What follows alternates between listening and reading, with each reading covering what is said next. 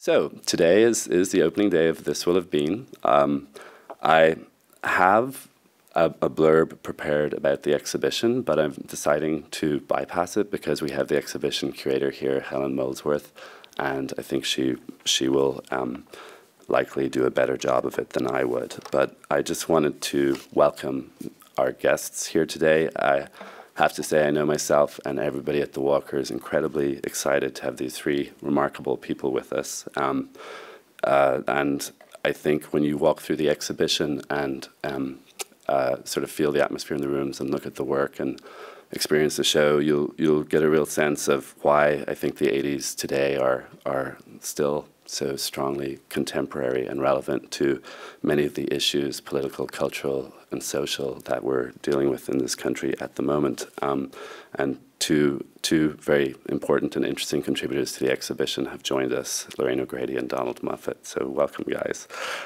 So Helen Molesworth is the Barbara Lee Chief Curator at the Institute of Contemporary Art, ICA Boston, where she has organized one-person exhibitions of artists Catherine Opie and Josiah McElhenney, and group exhibitions such as and she also has organized group exhibitions elsewhere, such as Part Sculpture, Part Object. Formerly head of the Department of Modern and Contemporary Art, as well as the Houghton Curator of Contemporary Art at the Harvard Art Museum, she presented an exhibition of photographs by Moira Davey and Act Up New York, Activism, Art and the AIDS Crisis, 1987 to 1993. From 2002 to 2007, Helen was the chief curator of exhibitions at the Wexner Center for the Arts, where she organized the first U.S. retrospectives of Louise Lawler and Luke Toymans, as well as while curator of contemporary art at the Baltimore Museum of Art from 2000 to 2002, she organized Work Ethic, which traced the problem of artistic labor in post-1960s art. She is the author of numerous catalog essays, and her writing has appeared in publications such as Art Forum, Art Journal, Documents, and October. The recipient of the 2011 Bard Center for Curatorial Studies Award for Curatorial Excellence, she is currently at work on the first museum survey exhibition of painter Amy Silliman. I should say that Helen organized or curated the exhibition for the MCA Chicago, where it opened this winter, and it will be going to the ICA in the fall after its run here. Lorraine O'Grady was born in Boston in 1934 and educated at Wesley College. After a career as a research economist, translator, and rock critic, she began making art in 1980, when she first performed her art critical persona, Mademoiselle Bourgeois Noir. O'Grady's work as a conceptual artist using performance, photo installation, video, and other media incisively addresses personal and cultural issues such as diaspora, hybridity, and black female subjectivity from the perspective of art criticism. Restlessly experimental, O'Grady employs a range of borrowings, both from early modernist futurism, Dada, and surrealism, all of which she has taught extensively, as well as from postmodernist appropriation. In addition to her work as a visual artist, O'Grady has also made innovative contributions to cultural criticism with her writings, including the now canonical article, Olympia's Maid, Reclaiming Black Female Subjectivity. Recent projects include work based on the relationship of Charles Baudelaire and his black common law wife, Jean Duval. In 2006, Holland Cotter, writing in the New York Times, called O'Grady one of the most interesting conceptualists around. In 2007, her performance as Mademoiselle Bourgeois Noir was made one of the entry points to the groundbreaking WAC art and the feminist revolution, the first major museum exhibit of one of the 20th century's most important art movements, organized by the Los Angeles Museum of Contemporary Art. Donald Moffett is a painter. In the late 80s, Moffett was a founding member of Gran Fury, the artistic arm of the activist group ACT UP, AIDS Coalition to Unleash Power. For Moffett, painting is used as a kind of aesthetic compressor, concentrating the very real concerns and complexities of politics and human sexuality into a hard-hitting, high-tension visual experience. Moffett has remained engaged with issues, historical and contemporary culture, and is fearless in addressing issues that resonate today, such as the rights of openly gay men and women to serve in the military.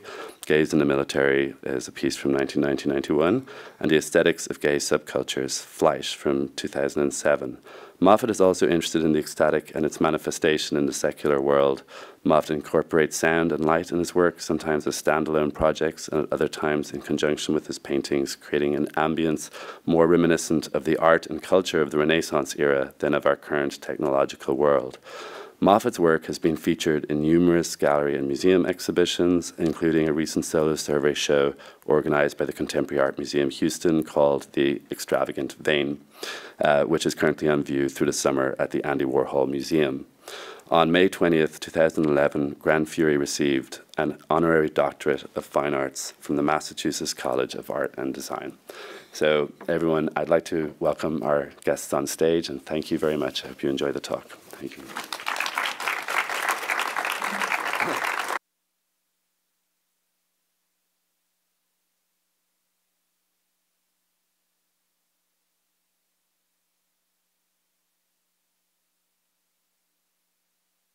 Hi, everybody.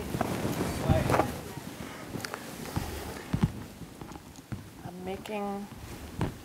You're making noise. I'm making thunder noise. I'll do that and see if that works.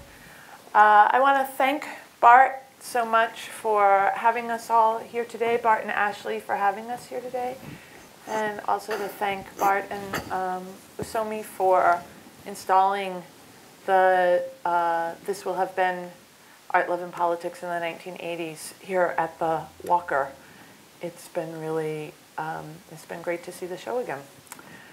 So, I think what we're going to do, I am a nervous person. I like to know what's going to happen before it happens, which, as you can imagine, presents me with some difficulties in my daily life. But today's event is fairly well circumscribed. I'm going to give a brief overview of the exhibition, and then Donald will talk for 10-15 minutes about his work, and Lorraine will talk for 10 to 15 minutes about her work.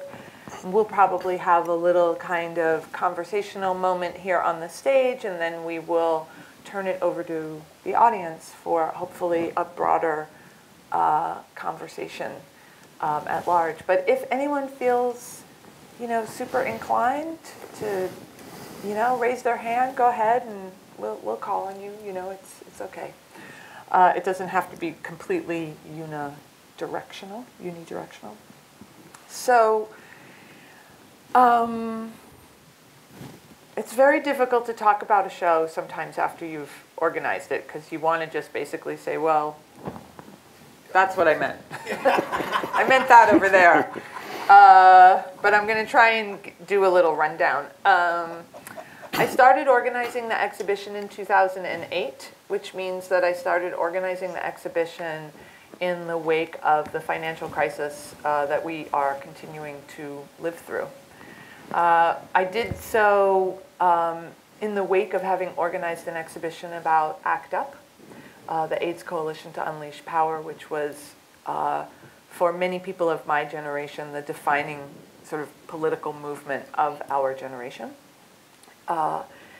And I did both of these things because I, at the time, was working on a university campus in which very few of the students knew about ACT UP, and a lot of the students, and also a lot of the faculty, were really confused by the financial crisis. And granted, it was extremely confusing. It was hard to know how so much money had been lost when most of us didn't even know that much of it had been made. This backwater school is Harvard. Yes. That's okay, I quit. Quickly. Quickly.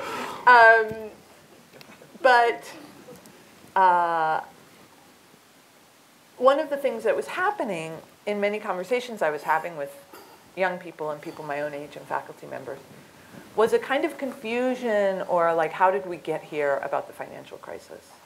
And it seemed to me that, in fact, it was relatively not simple or straightforward about how the financial crisis had happened, or how we had found ourselves in this particularly strife-ridden moment, even in our political culture in this country, but that the seeds of the crisis had been sown in the 1980s under the Reagan-Bush administration, and that there had been a kind of amnesia around that period, and that it seemed to me it might be interesting to try and revisit that period and see what could be learned from the relatively recent past. The struggle of organizing an exhibition about the relatively recent past is numerous. One is the struggle to resist one's own nostalgia about my 80s, or the 80s I lived through, or the 80s we all lived through, or on the part of younger people, the kind of nostalgia for the 80s that they missed, like that they just kind of missed out on.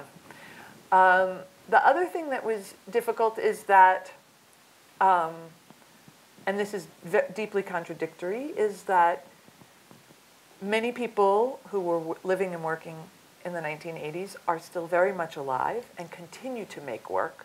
And so it's hard to ask artists to review their own relatively recent past. There was a kind of fatigue on their part, I could sense, from many of my questions.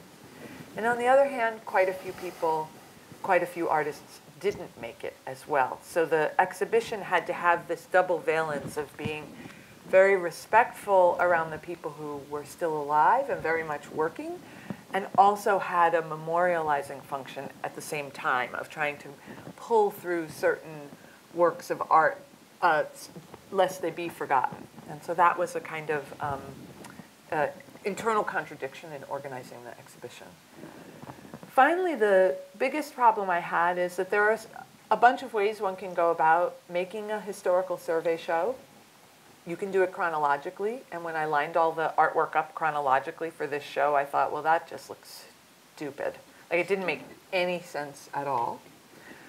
The other way you could do it is thematically by using the terms of the day, which I also did. I made a PowerPoint and a bulletin board presentation of, you know, Neo-Geo, Neo-Expressionism, appropriation, the culture wars, and that just looked deadly. I thought, I do not want to see that exhibition. That's just boring.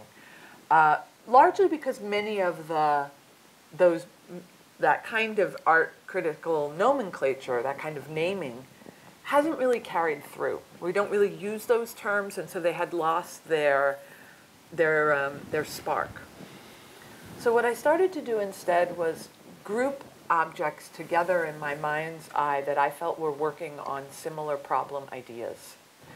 And that's how the exhibition ended up finally being organized. And it ended up being organized in 4 sections, each of which tries to take on from a kind of multivalent or prismatic way a set of 4 ideas. And what I'm going to do is just super quick run through those 4 sections for you, and then turn things over to Donald and Lorraine.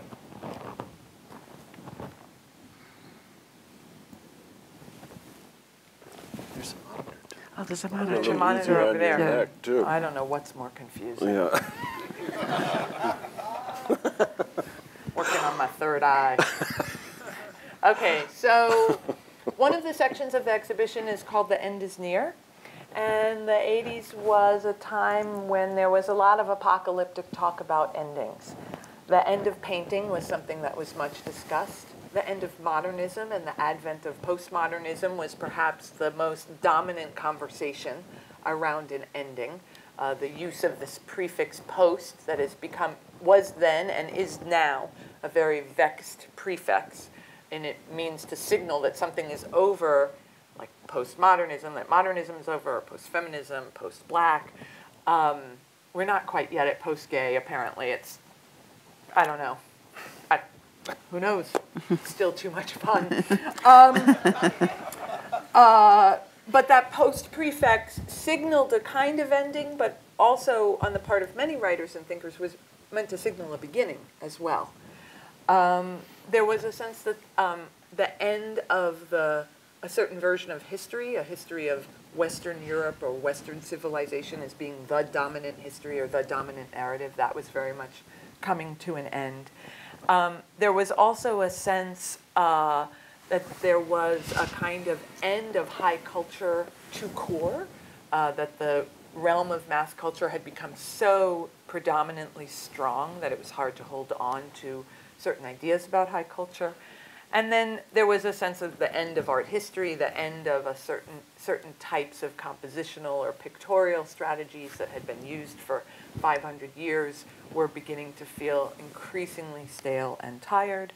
And there was also a sense of that one of the things the 80s very much signaled was the end of the 60s, was the end of a kind of 60s counterculture. And for many in the 80s, that counterculture had in some ways succeeded in that women and people of color and gay people had made certain cultural advances, but there was also a sense that the counterculture had profoundly failed as well.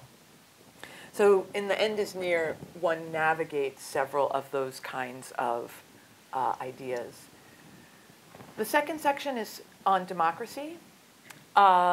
Needless to say, the election, there's a kind of triumvirate series of elections. There's the election of Margaret Thatcher in the UK, there's the election of Ronald Reagan in the United States, and the election of Helmut Kohl in Germany, bring together a triumvirate of quite conservative social and fiscal policies that dominate the period.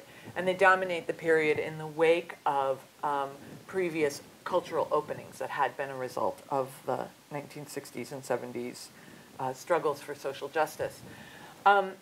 In this return to a certain kind of conservatism, a return that we now know, generally speaking, moved all three of the left-wing branches of those countries more toward the center.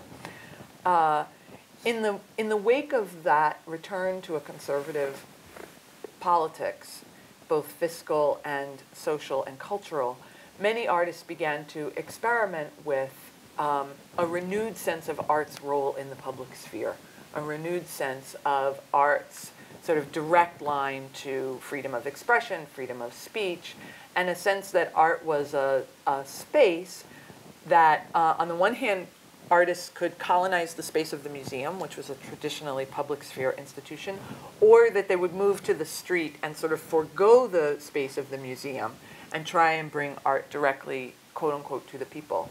There's also a sense of trying to figure out, what does democracy mean? What does a radical democracy look like? And I think in the 80s, the demand of 70s feminism is really something that artists are trying to grapple with.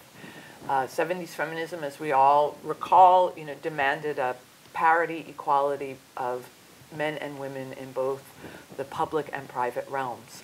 And what does it mean to make those demands? And then those demands get opened as well. We have a sort of post-Stonewall set of demands from gays and lesbians, and we have the rise of multiculturalism and a sense of the people of color sort of really claiming, quote unquote, their space at the table.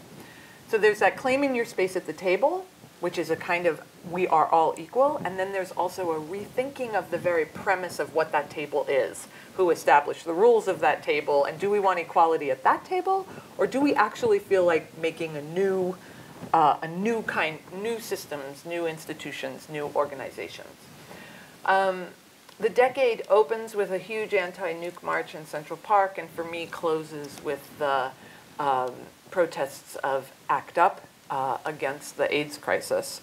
And many of the sections in the exhibition are sort of framed by this sense that I have, and this makes the exhibition quite partisan, that the decade begins with feminism and ends with queerness. The third section of the exhibition is called Gender Trouble. Those of you who have read Judith Butler's book know that I have stolen the title from it, and also am showing how that Butlerian argument about gender, which in a nutshell basically says that gender is not a given, though we may be born into a sexed body, our inhabitation of our gender is something that is profoundly learned, and that it is cultural, and we accede to it, but it also impacts on us as well. And many artists during the 1980s were playing with these ideas of what it meant that one's identity was, in fact, a kind of composite of language and performance and ready-madeness, right? That one of the things that happens is that your identity is not maybe so individual. It's created for you by others, and we are a little bit hardwired to please and begin to please others in performing the identities that have been laid out for us. Photography plays a huge role in this sphere, as does performance, as artists really sort of play with what we used to call the structures of representation, showing how pictures themselves create this cultural condition within which we are performing our gendered identities. I'm a bit of a contrarian, and whenever people talk about feminism, they're always talking about women, and I kind of got sick of it and felt like talking about men and the impact of feminism on men and masculinity. And I think it's felt quite strongly in certain aspects of the show that if one of the things feminism does is ask for parity and equality in one's intimate life as well as one's public life, that what it means to be a man or what it means to have a masculine identity was also under a great deal of pressure. And certain codes of authority and mastery and virility are certainly experienced with a higher degree of anxiety during this period on the part of male artists than I think has hitherto been examined. For me, desire and longing is the engine of the show. And in that way, it's also the most, for me, still personally, even on the second viewing of the show, it's still the most difficult section to work through. I think one of the great legacies of the civil rights movement, the Stonewall movement, and the feminist movement is an insistence upon the individual citizen's desire to enact his or her desires in the culture at large, to validate and encourage and insist that our desires are valid and can and should be met, both internally and internal to ourselves, but also more importantly within the fabric of our social life. And I think you see this sense of this yearning and this desire in almost all four sections, right? This very strong sense also about a desire for what art can be in the culture at large, the power it has to transform individual hearts and minds, but also to transform institutions and to make them more representative of the people that they serve. There are other forms of desire and longing that happen in the 80s as well. The desire for objects, the desire for lifestyle, the desire for fame. One of the things that happens in the 80s is that the 80s art world, parts of it are awash in money. And when I asked several artists what happened in the 80s, what changed the most in the 80s in the research, almost every artist I interviewed said, well, the money started. Artists started making a lot of money, and it really changed the character and the nature of the art world. The other form of desire and longing that's very strong in this section is the emergence of what I would call queer desire, a sense that the AIDS crisis provoked into being a second wave of queer liberation in this country, and instead of, and really in that provocation was a throwing over of the language of tolerance. There was a sense that queer people no longer wanted to be tolerated in this sort of benign way that still mandated a certain repression of our physical desire for one another, but rather that we wanted to make pictures of that desire. We wanted to be in the mass media pictures of desire. We wanted to sort of claim a certain space in the field of representation. Yeah, and can I just add, we wanted it legalized too. Yeah, we wanted it legal, which we still do, which y'all are going to have a vote on that really soon. Those of you who believe that desire is sustainable within the marriage contract. Well, I wasn't actually talking about marriage. I was just talking about simple sex. Yes, that's true. That's true. The marriage thing is a different gig. The marriage thing is a different thing. But it's true, Donald does point to, I mean, in 1986, Bowers v. Hardwick is a Supreme Court decision that upholds the sodomy laws in Georgia, the anti-sodomy laws in Georgia. So there was a sense in the 80s that gay sex, in particular gay male sex, was illegal. And it's hard, I think, perhaps for some of the younger people in the audience to know that, to recognize that, to remember what that felt like. Longing is the elegiac and melancholic part of this exhibition. For me, the longing is deeply bound up with the artists, so many of whom the art world lost a lot of people. And you can't really do a show, to my way of thinking, about the 1980s without registering the extraordinary loss that happened during this period. The voices who we will not hear from. We do not know what kinds of careers and what kinds of conversations would be possible. For those of you who are art historians and catalog geeks, the catalog for me is in many ways a fantasy conversation between Judith Butler, who's the great critic of gender and sexuality in the 90s, and the amazing and deceased art critic Craig Owens. Like, what would our world have been like if that conversation could have happened? So, that's the exhibition in a nutshell. And now I'm going to turn it over to Donald Moffett. Thanks. I got a couple of notes because I'm not as good as her. She's a real live hard ass, and she says it. She says you never know what she's going to say. But I had just a couple of things I wanted to make sure that I thanked a couple of people, and I can be careless in this regard. But to Helen, primarily, this is just the coolest show, and because I think it is kind of hard-assed, you know. Somebody mentioned nostalgia. I walk through those galleries and I'm like, who the fuck is nostalgic about the 80s? It was so harsh. Do you know that feeling of nostalgia in the 80s? You do? No, I mean, I'm one that's finding it hard to relate to the 80s at the moment, but nostalgia, is nostalgia necessarily positive? I mean, you can have a negative nostalgia as well. I don't know. I think Donald's describing a negative, like that he can't imagine being nostalgic for the I kind of think about my own nostalgia for the 60s. I'm like, well, what was that about? I was just so much younger and the music was so good, so much better. But anyway, the 80s, just no way. It's just brutal time frame for me. But anyway, Helen, definitely. And the catalog, by the way, which you mentioned, is out of this world. The Walker for bringing us, that was cool. And to one in particular, this guy, Bartholomew, I just met him yesterday, but sheesh, I feel like the Walker's lucky to have him. And I'll tell you why, because I'm just wrapping up this survey, which was mentioned, and it's been to 3 venues, and the organizing venue has kind of one relationship to the show, like Helen at the MCA. What I learned in this survey was that as it travels to the other venue, if there's not a go-getter curator, it's like move it in, move it out. Nobody's completely invested like a curator who's originating the show.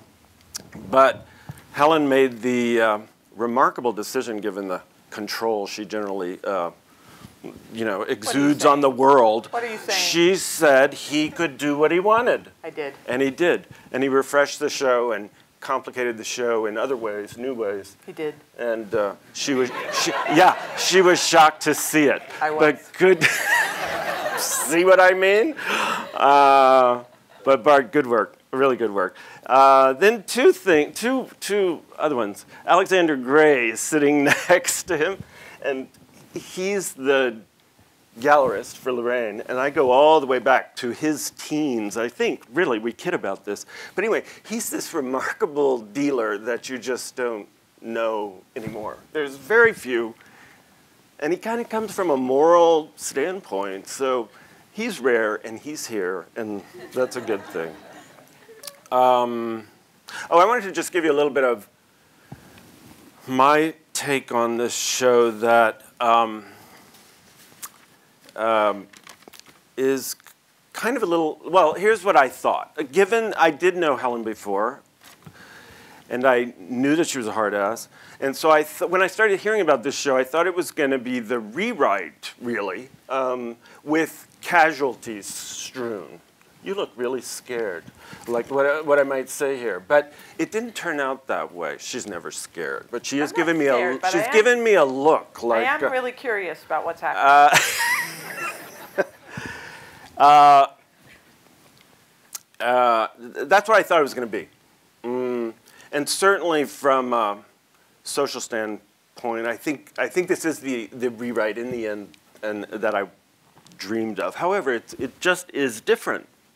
And she touched on it a second ago, which is when this was actually happening in the 80s, there were multiple parallel universes. And it's all kind of leveled out in this show, like, for instance, Gran Fury's participation, or my participation with this piece, which, just to context, this is the piece that I have in this show that Helen selected for the show. But these were serious parallel universes to what was going on centrally in the media, the market, the galleries. It was, at that time, it seemed to me, it was all about this kind of heterosexual boast, which was all these capable, generally white male painters. The official, my mouth is going really dry as I start to name names. Official Sally Schnabel.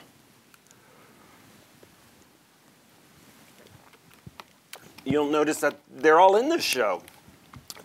However, it's what Helen selected of their work that kind of blew me away. Like, we don't have him here, but the artist as an old man.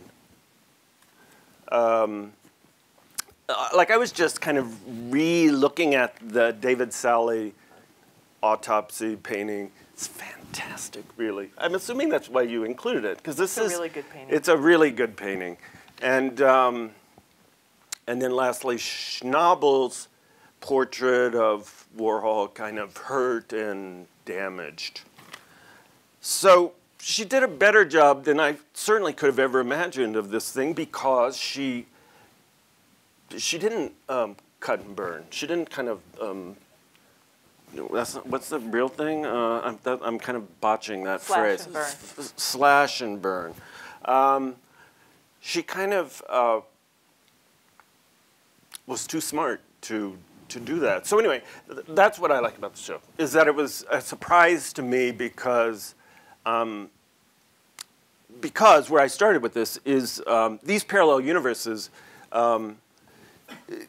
This was the main event going on, and there were these other things, but they were truly marginal. I mean, Gran Fury was marginal, marginal. You know, the copier, the Xeroxes, the wheat pasting. This was definitely a parallel universe to Mary Boone, you know, and even now I was thinking about this morning, and this piece. I still own the whole thing. You know, it's a very short edition, but like I own the whole thing. It's never been, you know, it's never been collected. Because it was kind of at that time where we were testing, and I guess in this sense continue to test kind of market viability as we stepped way outside of what was understood to be acceptable, I think, in a lot of ways. You going along with this? I'm with you. I'm with you. The other thing, I've got a couple slides. Oh, well, there's a lot of other things, actually, that I can go over with you. I was supposed to be in Desire and Longing. There's just no doubt about it. I got slammed into democracy because of these few little works. I just wanted to do a little kind of stepping back in a way. And I was going to step forward, which is where I'm going with this, which would have exemplified my Desire and Longing position.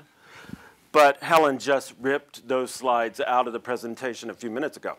So we're going to stick to the project at hand, which is the 80s, and my kind of assignment in it. And this predates, this piece was, look, there was a lot of kind of desperation, really, because that piece predates ACT UP? Yep, it predates UP just barely.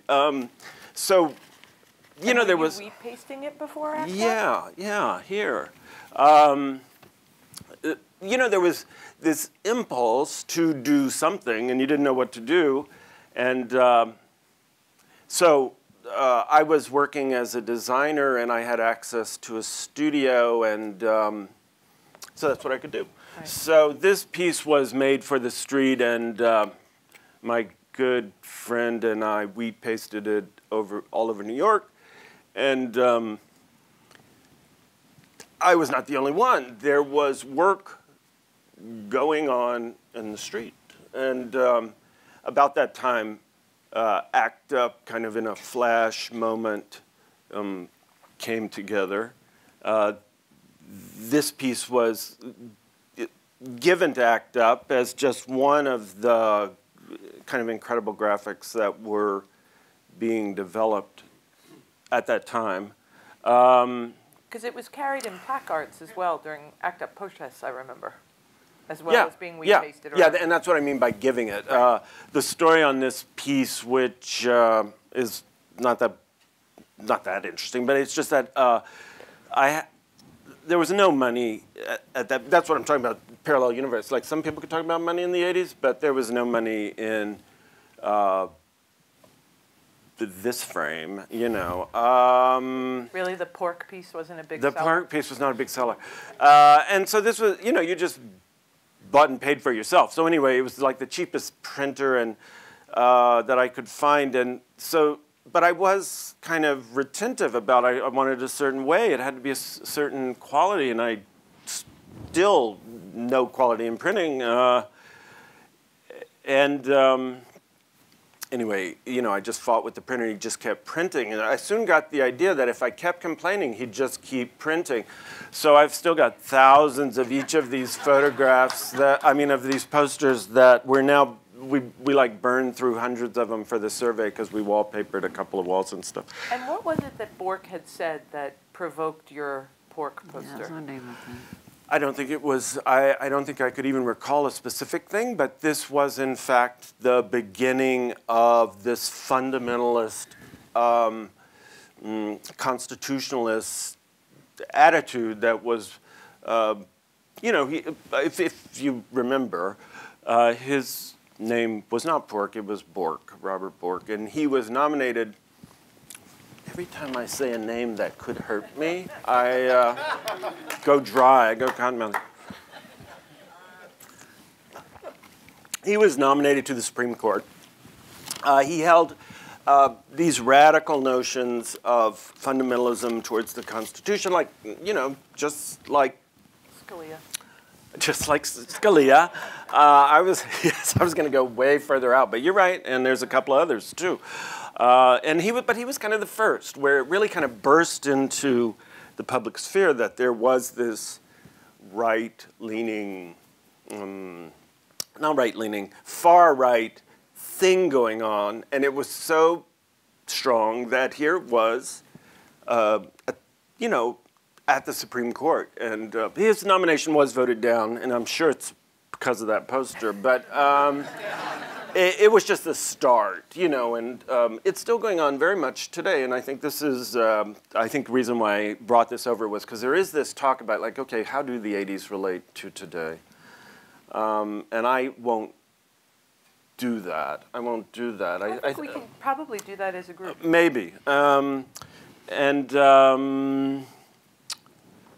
that went a little further back, and then everything kind of went forward.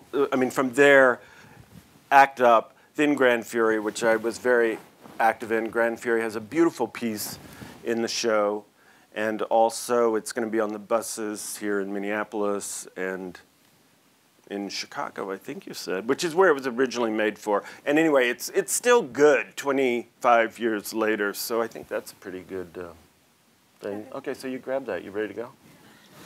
I'm handing it over to Lorraine. You're going to get more airtime. Oh, no, I don't want more airtime. Was that 15 minutes? I think so. She knows so. Unbelievable. But a polite hard ass. She is that, and she never strikes you.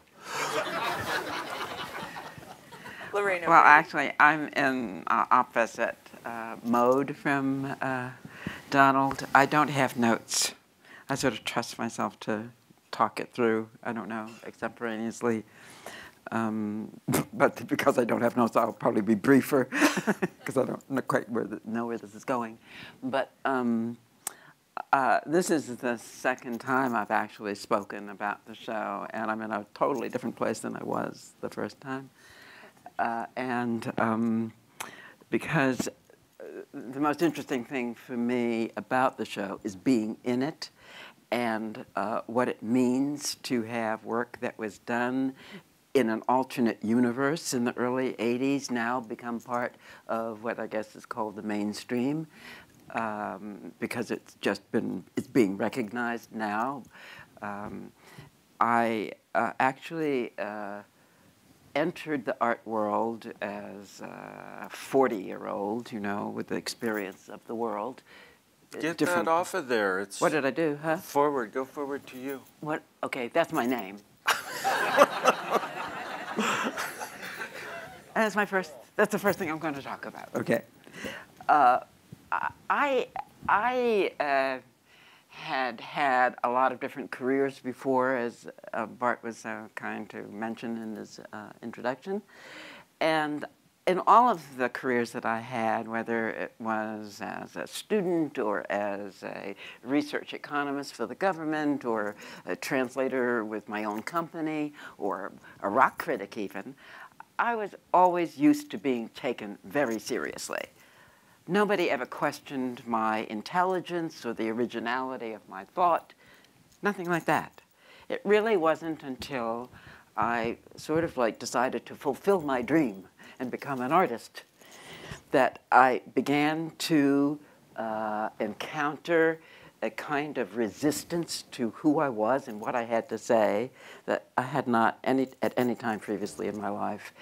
And this took me a bit aback. I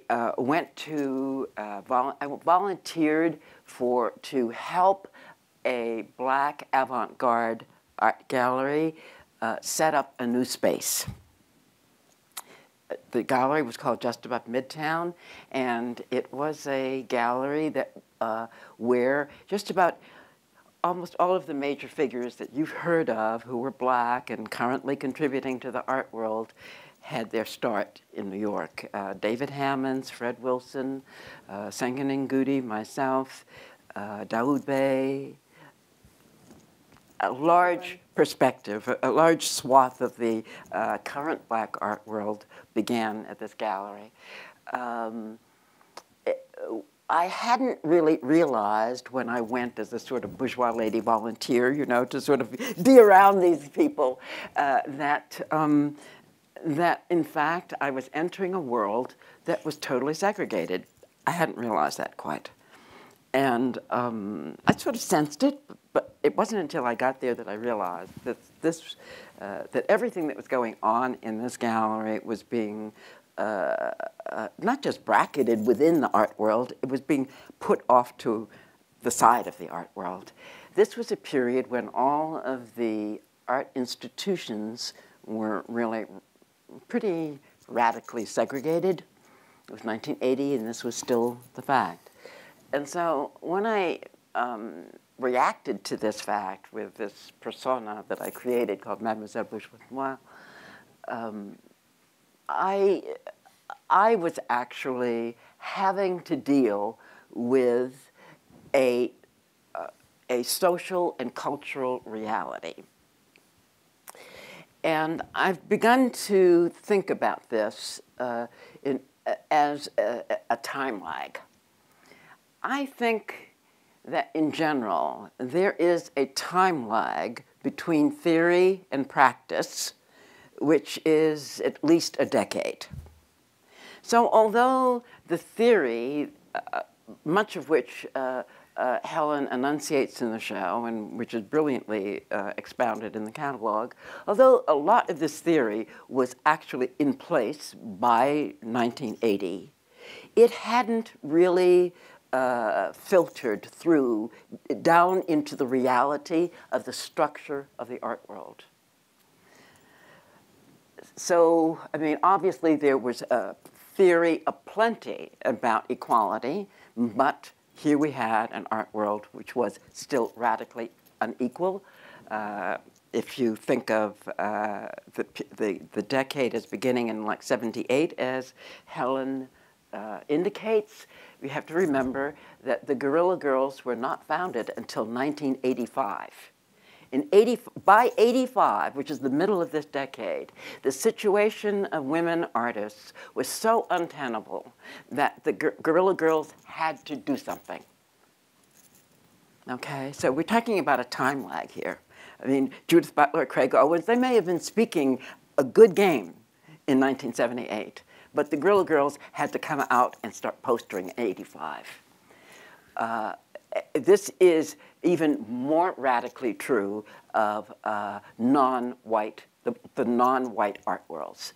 I would say that you know, yes, there was a theoretical push for equality, but the non-white voices were so stifled that even in the essay that that you wrote at the start of the catalog, the first dates of the black art historians that you're quoting, from Judith Wilson to Bell Hooks, those articles were dated 1991.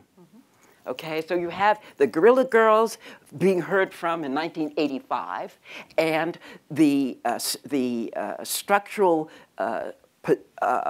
positioning in publishing and in exhibition cataloging and so forth, not available to black voices until 1991.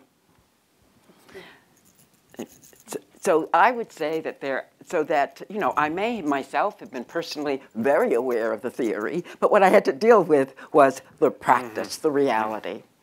And so Mademoiselle Bourgeois Noire came out in this gown and cape made of 180 pairs of white gloves, and beat herself with a whip and gave away flowers and so forth, and then started shouting out poems that gave both the black art world and the white art world a piece of her mind. It was basically about saying to the white art world, you have to look beyond a small circle of friends.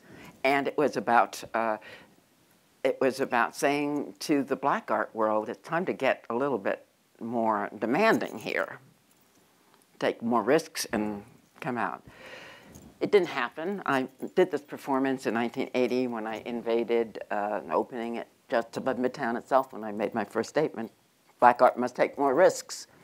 And then I invaded the following year Did you use the word invasion then? Yes, I did. Okay. I always thought of these as guerrilla performances. And then I invaded the new museum at the opening of a show of 9 white artists who were using persona. So I called it, the show was called Personae, and I called it Persona, and I called it the 9 white Personae show.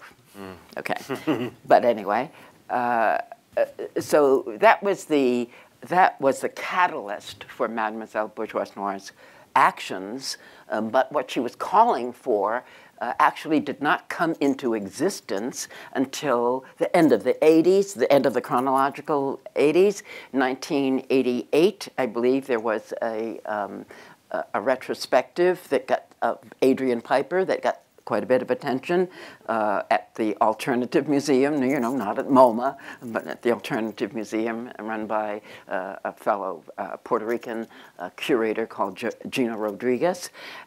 And then in '89, there was the exhibit that David Hammonds did at Exit Art, again, an alternative space run by Jean Engenberg and Papo Colo, her husband. And following that, it was just so obvious that this situation was untenable that I would say that the mainstreaming of those two artists began. And you could say that whatever it was I was calling for was beginning to happen then. But it's, you know, the decade, when we look back at a decade, it seems like such a convenient way of framing things, but you know, if you're living it, 10 years is a fucking long time. You know, it feels like it's taking forever when you're living it. And so think of the Bush years. Yeah, I mean, I felt totally outside. I felt that my peers, the other black artists, we were living in some strange world. Just as, I mean, I'm sure everybody thinks, maybe everybody you talk to did say that the big change was money. When Mademoiselle Bourgeois realized that this was not happening, just shouting out poems at these places was not turning the world around, she decided to do her own Whitney Biennial. Okay, so I did a show called The Black and White Show, and I did it in 1983 in April, and the Whitney Biennial had just closed. It had begun in, I guess, in January or something like that, and it was just over, and it was the Whitney Biennial in which Jean-Michel Basquiat was shown. And, but none of us had received studio visits for this show, okay, including David Hammons, who was doing some of his best work. Nobody from just above Midtown received a studio visit. And it just was just such an awful situation, so I decided I'm going to do my own biennial. So I made this, I took over another black gallery, the Calova Gallery, and I did this show called The Black and White Show, but it had 14 black artists, 14 white artists, and all the work was in black and white. So it was kind of like meant to reduce as many differences as possible, okay, but to show these people working in some sort of equivalent level of maturity and whatever. But that didn't work. Nothing worked. Nothing I ever did in the 80s seemed to work, right? What can I tell you? How did Art Is come about? This is, I'm going to say that this is just another example of what we're talking about. Here we go. The show, the piece that's in the show. Mademoiselle Bourgeois made bought all these gloves, you know, 180 pairs of white gloves. She shopped out every thrift store in Manhattan. In the meanwhile, Lorraine had her own pair of white gloves that she had worn when she went to college, right?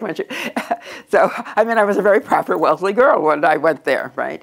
But I, for some reason, did not have the courage to put my own gloves into my costume.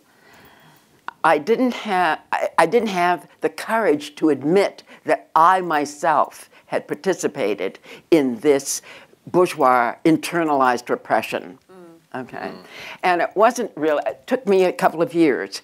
So it really wasn't until Mademoiselle Bourgeois started becoming an impresario and doing the black and white show, and then this piece in the show here, Art Is, that I acknowledged myself. And so this piece has actually Mademoiselle Bourgeois, she's not wearing the gown and the cape, she's wearing, jiu-jitsu, whatever outfit there, but with her own gloves pinned to her chest. Now, the story behind the genesis of Art Is once again a throwback to a time that I think we are luckily past. I was invited to be in an issue collective of a group that was called Heresies. It was a feminist group of artists and art critics who had as their program the production of journals, magazines, about various topics. The brilliance of their project was that they realized that they themselves could not contain the expertise that was required to do all of these journals, and so they invited issue groups, which became issue collectives. And I was invited to be part of the collective for issue 15, which was the racism issue. It just so happens, of course, that the mother collective of Heresies reflected completely this segregation that I'm talking about. So this was a feminist group. It was an extremely advanced group intellectually and in every other way, but it contained no non-white women. I'm not quite sure. I think Ana Mendieta may have been a part of it, but her presence there was not large, let's put it this way. So in order to do an issue on racism, Heresies had to expand and bring in a lot of other people that were not in the collective. And so there were artists like, but there were not enough, they did not know enough, or there were not enough artists active. I don't know quite what the reason was, but this collective, this issue collective, was not exclusively made up of artists. The artists of color that were in the collective, as I recall, were just myself and Cecilia Vicuña and Ana Mendieta. But Ana only came occasionally. So it's Cecilia and myself. And the other members of this collective were non-artists, including a PhD in literature and a black social worker and so on. And I found myself for the first time having to defend myself as a black artist, because one day the black social worker simply announced to everyone, avant-garde art doesn't have anything to do with black people. Okay? Avant-garde art doesn't have anything to do with black people. And I decided I'm going to prove she's wrong, and I applied for a grant to put a parade piece. I was going to reach the biggest number of black people that I could and show them avant-garde art, and they were going to respond, and everything was going to be proven. Wonderful, all set and done. Then I got the grant, and I started to figure out how am I going to do this. I'm going to put some art on this float, okay? Where am I going to get a float? So I started making phone calls, and I called a man who rented flatbeds. And I could tell from his accent that he was Italian, and he lived in this was a New Jersey number. So I don't know anything more about this guy, but then he said to me, well, lady, you've only got about you only have less than 2 minutes from the time a float comes in onto the horizon and the time it leaves on the other horizon for anybody to look at anything. And I realized I can't just put art on this float. I have to make art with this float. So that was the point at which the whole idea changed, and I brought in a couple of collaborators, and they helped me build it, okay? George Mingo and Richard Degussy, who are both unfortunately no longer with us. So so we put a 9 by 15 foot gold frame, empty gold frame on the float, and I put the words "art is." George spray painted them in black on both sides of the float, and the words "art is" were the only instructions given to the 1 million people that were on this parade route, and they had to take it from there. So there was a 9 by 15 foot empty gold frame, and presumably everything that passed through it was being made art. That was the art, right? And I also hired, put an ad in Billboard, not Variety. I think it was made up in Variety, but whatever it was. I put an ad and got 15 black actors and dancers, and told them to dress in white, and then I gave them these empty gold frames, and told them to frame the people on the parade route. So what you're seeing here is an installation that was made. The performance was done in 1983, and it was not made an installation until 2009, when my dealer, Alexander Gray, said he would like to make an installation for Art Basel. So, who took the photographs? The photographs were taken by several different people. My friends Whitfield Lovell and Corinne Simpson did the majority, but I also, as the parade passed, I would give my address to people I saw with cameras.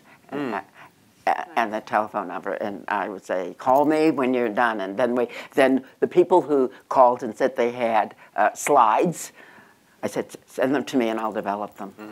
So that was how that happened. Very nice. So there's only, the installation actually has 40 pieces, the full installation, and because of size constraints, we've only got half of them here. So can I ask a question of both of you at this juncture? Because one of the things that strikes me about both of your presentations is that you're working in very different versions of the art world. You both describe a kind of marginalization from a center, and you both describe feelings of grave frustration with which you respond to by basically making your own conditions, right?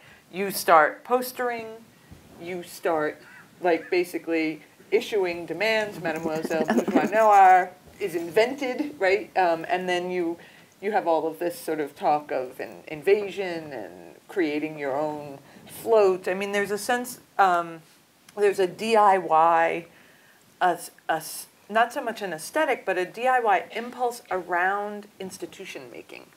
And I'm just sort of curious if that is something that, were you aware of that as a strategy that was shared, or was that something that you just sort of hit upon at the moment? You know, to get back to the issue of money, it was actually a strange time in New York. There was money entering the art world, for sure, but New York was still poor. And it was still possible to be an artist without very much money. And I think that alternative art making, such as what Donald engaged in and I engaged in, this was possible because of the cheapness that you could actually just sort of like declare this is what art should be, or I'm going to go ahead and do this. But I want you to know that art was, that money was filtering in large amounts. But in the part of the art world that I belonged to, I was sort of like still hearing conversations and was still so naive that I thought this was everybody's case. That in the press release for the black and white show, I talked about this as a black and white time in which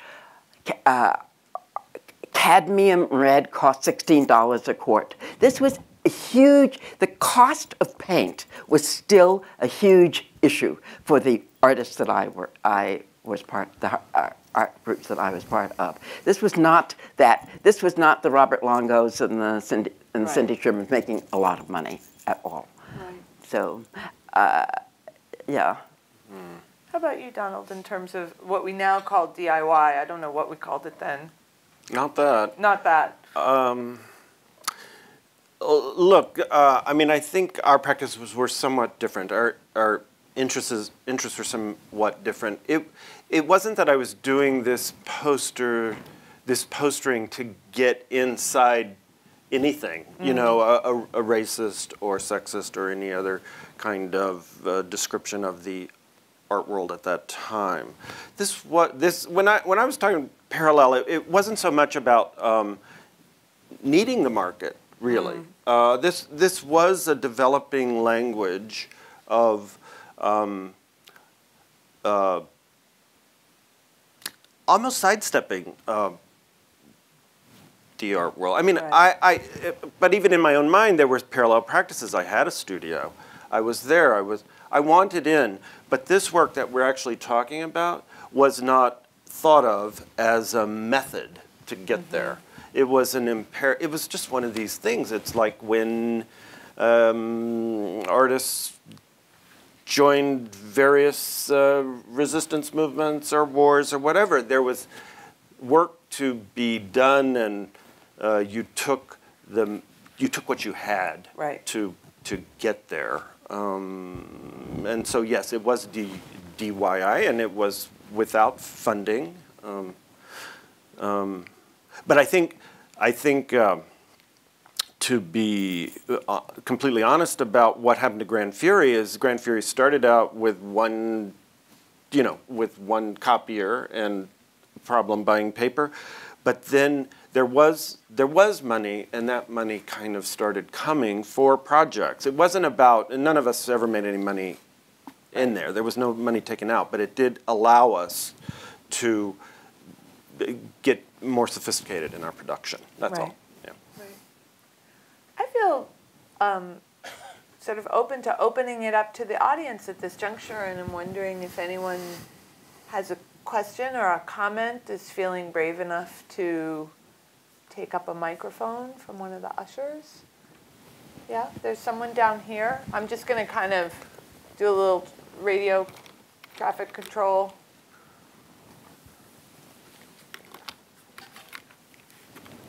Do we have an usher on both sides? Yep. So it might be easier on this side to... Gotcha. There we go. Hello, I was, is this on? Okay. Yeah. I was born in 1982. Well, congratulations. So, yeah. So it's almost like it's, for my generation, the 80s are becoming in some way the 60s to a previous generation or two, in the sense that, we think the music was great from the 80s. Name one. Well, we love Michael Jackson, we love Prince. Well, okay, you named it. Okay, there we go. But that's where it stops. So that's it. That might be worse. I'm kidding. Some it was great British bands, Morrissey and the Smiths. In any case, looking back, you had mentioned as far as some of the important elections that happened in the first part of the 80s, speaking of Reagan, Thatcher, and Kohl. I was watching a documentary recently about, in France, I think it was Francois Mitterrand, which I thought was interesting, not something I had seen in a lot of other places, but here was somebody who was, for the most part, Reagan's age, kind of an elderly socialist coming into power. And it seems like, I guess my question is whether that was a specific source of inspiration for anybody. Something similar happened, I forget the name of the person who was elected recently in France. What was his name? Hollande, yeah. And I just was curious as to whether that was kind of a, if that was like a rose growing out of the asphalt or anything like that. Any I have to inspiration say I wasn't sophisticated enough to be following French politics at that time. I'm embarrassed to say, but no, not for me. I don't know. I'm not sure that I really understood your question, but I felt that the election of Ronald Reagan was the beginning of the end for me. For me, because I actually remembered Nixon, and it seemed like the return of Nixonism with a vengeance, even with a pretty face. with a vengeance, but with a pretty face, okay? And I think that all of us who were like thinking about politics and so forth, we were so very depressed by what was happening here politically that we were not taking heart from what was going on in Europe. That's my own feeling. I think that's true. There's another gentleman. There are actually two side by side on the aisles there, please. Thank you. It's working, huh? Helen, let's see. You said these various excluded groups were really seeking a seat at the table. That resonated very deeply with me because I've had that same thought. I can't hear.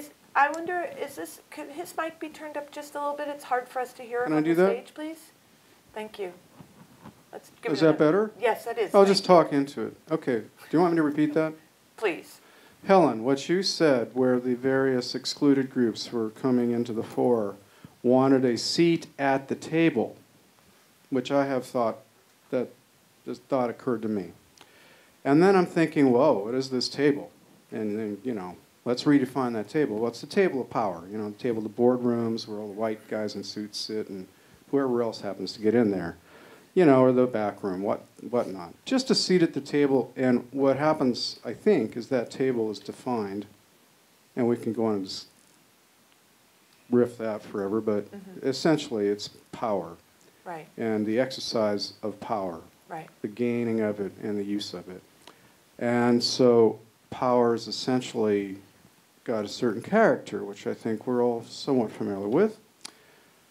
And so, what I'd like to do, or what I try to do, is imagine how to redefine that table, reshape it, cut it up. You know, is it a round table, square table? Is it U-shaped? I mean, and what I'd really like to hear from both you, David, and especially you, Lorraine, given your brilliant work here, is how, just if you spend a minute or two riffing on what you'd like that table to be. Or even if you want it to be there. Did you get that? Yeah, I'm going to You try got that? rephrase the question. Sure, sure. If you don't mind. I think that the question is that at the beginning of the decade, I think that there's a sense in which so-called marginalized people, women, people of color, and gays and lesbians, are seeking access to the cultural institutions of the day. They are seeking entry and access to these institutions. And there's a metaphor that accompanies feminism, in particular, about wanting a seat at the table. And wanting a seat at the table, as you rightly say, is basically saying wanting to be able to participate in the structures of power that shape and govern our world. So the question is, and the question has been put, I think, by many artists and also by many philosophers, when you want a seat at that table, are you imagining yourself to be a kind of abstraction in which many feminist legal philosophers have actually said that what you're in fact imagining is that you are imagining to be as if you are a white man, right?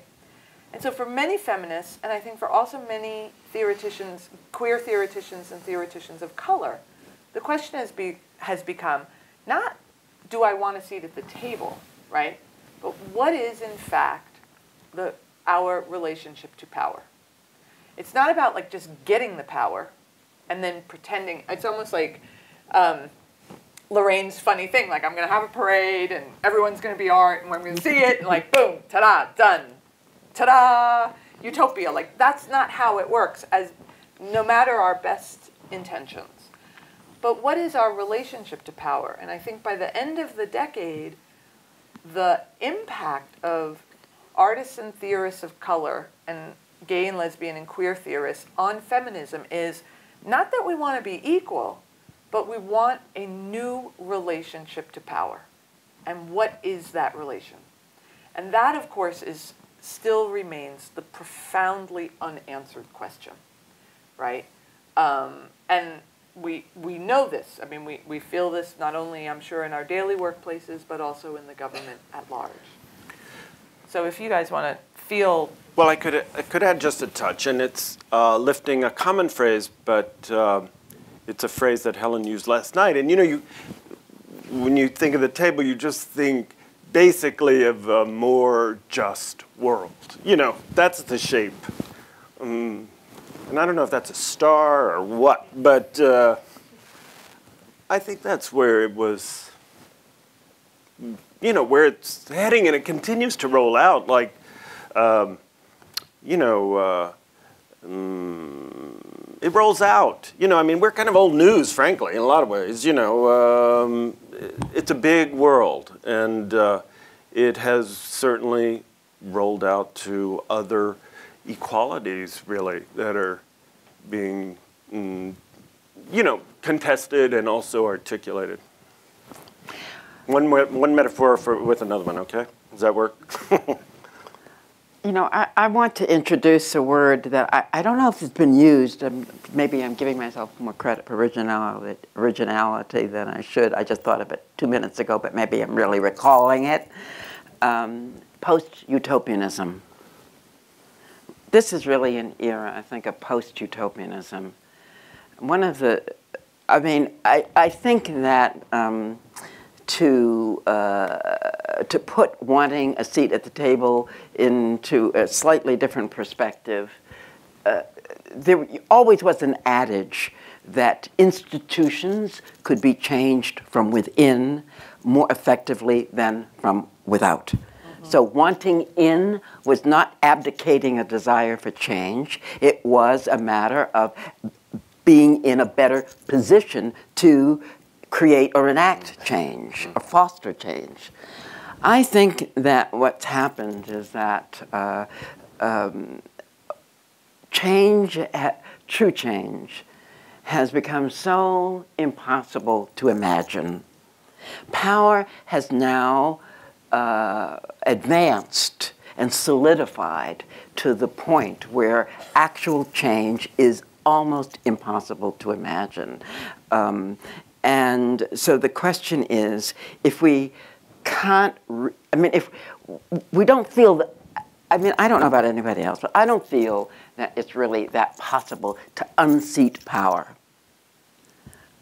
That's what happened when the wall came down. It kind of like was the end of that methodology.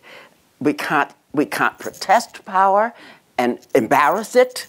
That's what that's what marching in protest marches was all about, really embarrassing power, trying to get it to relinquish some of its worst aspects.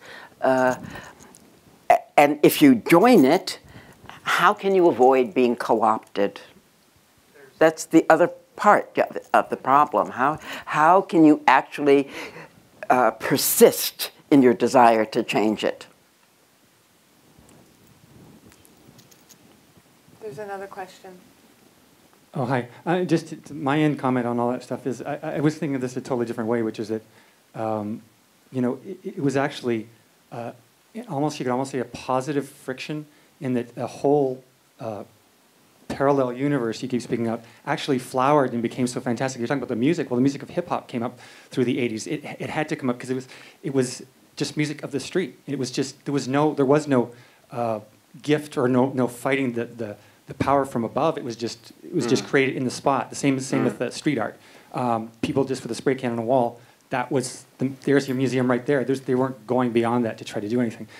However, my question that I want to ask is something that Helen said about sort of a curatorial question, which is how you're talking about when you live through something, taking your experiences out of it. I walked through the show fairly quickly, but my impression of it, my first impression was sort of like, that doesn't really reflect the art that I knew in the 1980s, and I wasn't in any way an insider. I was just, sort of an occasional gallery goer kind of thing. But what I thought of as art, a lot of it was very, very different than that. And my question to you is, why do you're saying, take yourself and your own experiences out of the sort of the curatorial vision, when wouldn't you?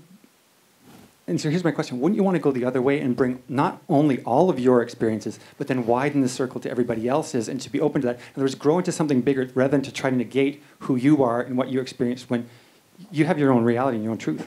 Oh, I think I must have misspoken.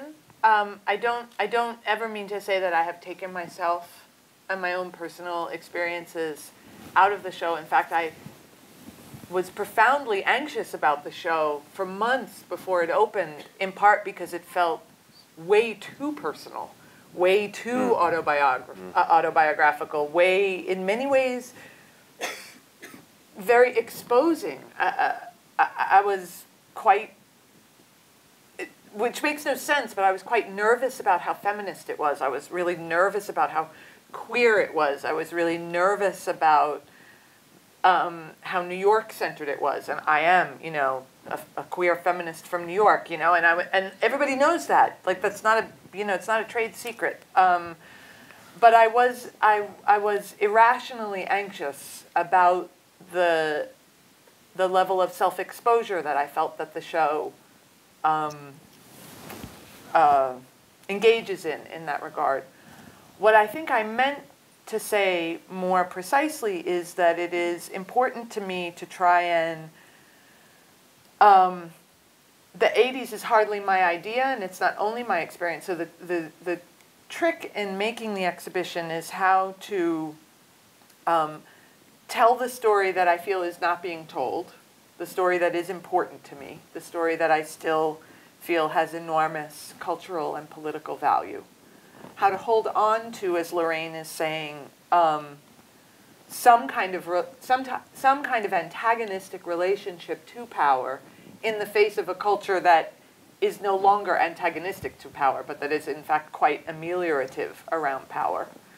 and how to marshal, in a way, I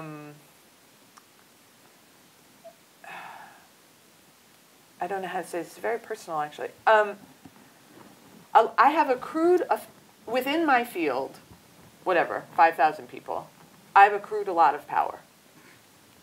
And what should I do with that power? And this show is actually like about like when you get it, what to do with it. And the attempt is actually to try and give it away, like redistribute the power, redistribute the wealth, so to speak. And so the show, in many ways, is an attempt to do that. So I don't know if that answers your question, but it's certainly what your question provoked in me. Right on, thank you. I wanted to add to this because I think that the biggest strength of the show is the unapologetic way in which Helen has presented the specificity of her own personal view of the 80s. And it doesn't obviate anyone else's view of the 80s. It just says, this was my view of the 80s. And in fact, I don't know if you've read the catalog, but the very last sentence of Helen's essay in this catalog is so brilliant because it speaks about the Felix Gonzalez Torres piece, The Two Clocks. And she said something which I hadn't actually thought of or realized before, that the two clocks, when they're installed, are installed exactly in time. But because they are not electronic clocks, because they are electrical clocks, they can never maintain time. By the end of the exhibition, they will be at least seconds off or maybe even minutes apart. So that what we have to do, she suggests in her final sentence, is learn how to accept that we are never going to be in sync, but how to reflect that while still speaking honestly. It's really that it's the honesty with which we express our views, which is the thing that makes us equal. That's nicely said. Bravo. That was nice. That was nice. That was nice.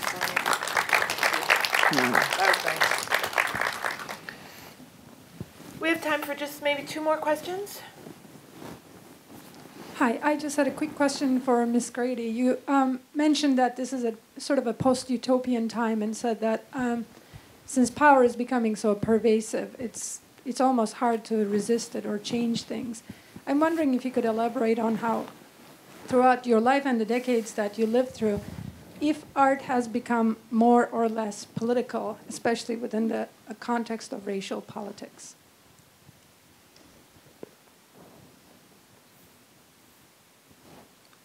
That was addressed to you.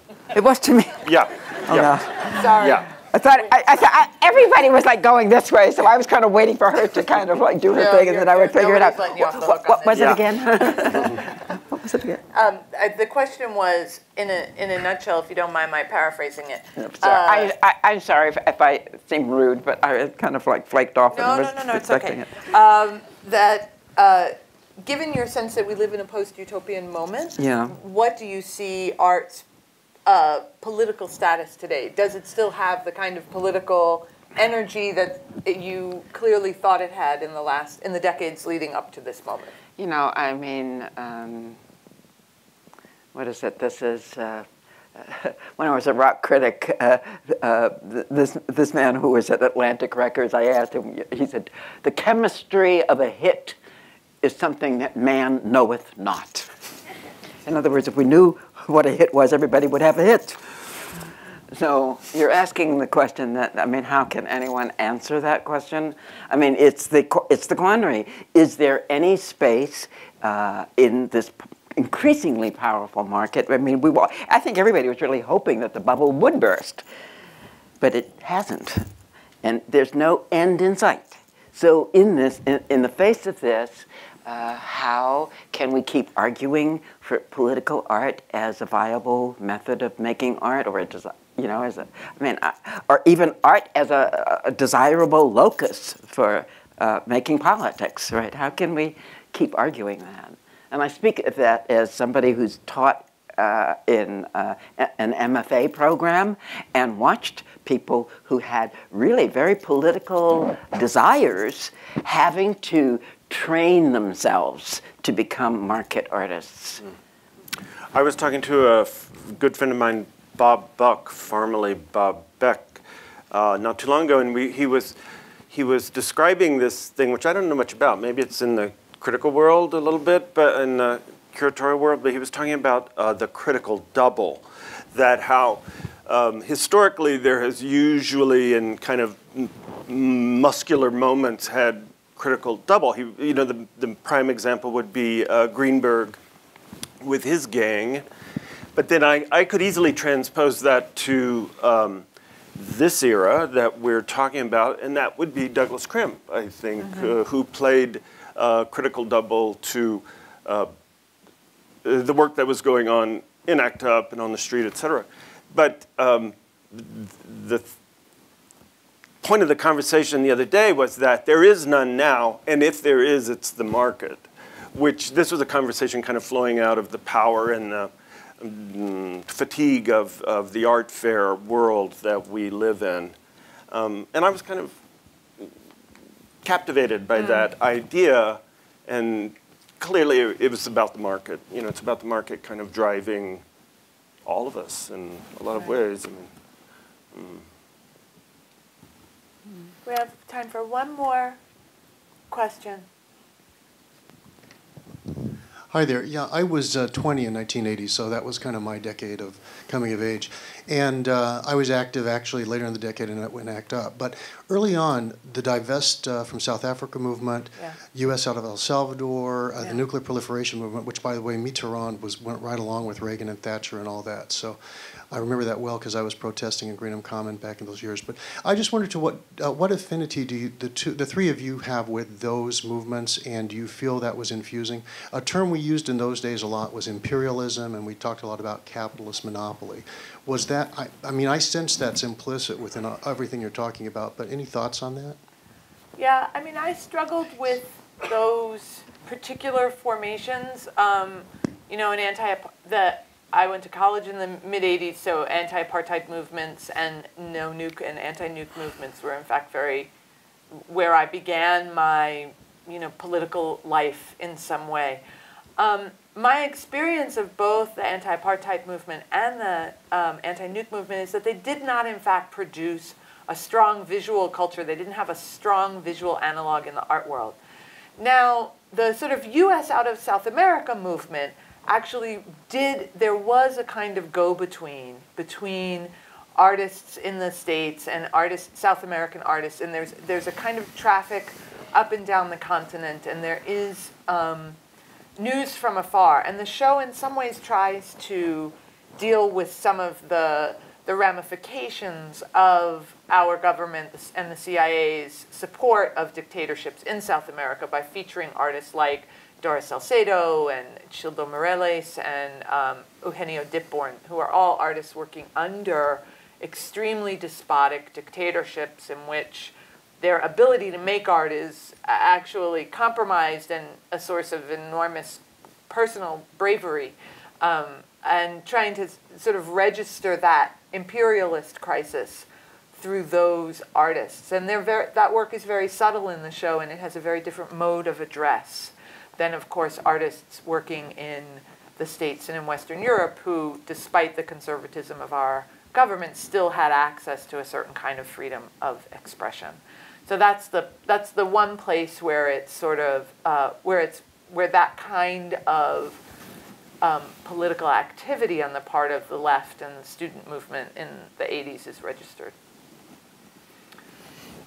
I want to thank you all. You've been a wonderfully patient and invested audience, and I hope you continue to enjoy the exhibition and the long summer nights. Thank you very much.